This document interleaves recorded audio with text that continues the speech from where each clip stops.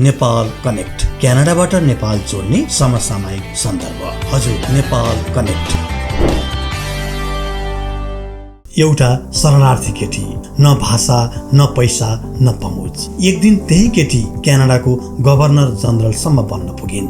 उनी हुन् Adrian Clarkson. सन् 1939 मा हङकङमा जन्मिन् उनी। सन् 1941 मा उनी बस्ने सहर जापानी सेनाले कब्जा गर्यो।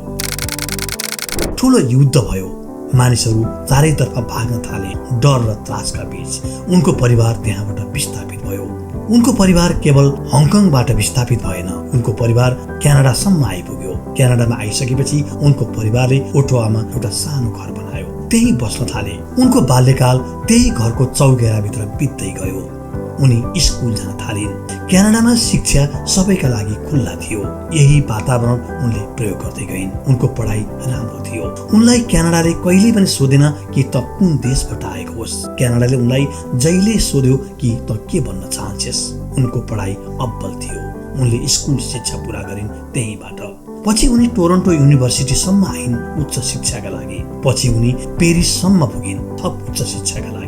त्यहाँबाट फर्केर क्यानाडा आइन् र उनी पत्रकारितामा आबद्ध भइन्। सुरुमा उनी सीबीसी रेडियोमा आबद्ध भइन्। भाषा, पहिरन र संस्कृतिसँग सम्बन्धित कार्यक्रम चलाउँथिन् उनी सुरुमा। पछि उनले जीवनमा यही तीनवटा विषयलाई आफ्नो जीवनको लक्ष्य बनाउँदै गइन् र विश्वभर क्यानाडाको भाषा, संस्कृति र पहिरनका बारेमा प्रचार प्रसार गर्न थालिन्। उनी बिस्तारै राष्ट्रिय प्रतिभायुक्त व्यक्तित्व बन्दै गइन्। सन् 1979 उनको जीवनमा एउटा ठुलो टर्निङ पोइन्ट बनेर आयो। सन् 1979 को अक्टोबर महिनाको पहिलो हप्ता। त्यति बेला देशको प्रधानमन्त्री थिए जीन क्रेथिया। उनले जनरल गभर्नर जनताबाट नियुक्ति गरे, त्यो पनि राष्ट्रिय ख्याति प्राप्त व्यक्तित्व एड्रियन क्लार्कसनलाई।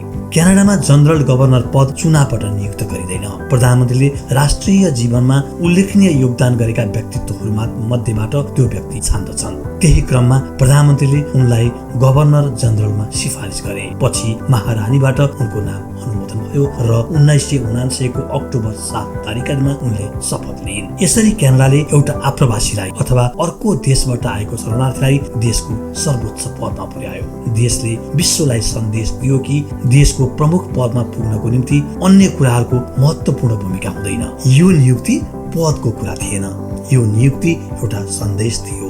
त्यो सन्देश के थियो भने क्यानाडाले त्यो व्यक्ति कुन देशबाट आएको हेर्दैन, उसले हेर्छ त केवल योग्यता, क्षमता अनि देशप्रतिको प्रेम।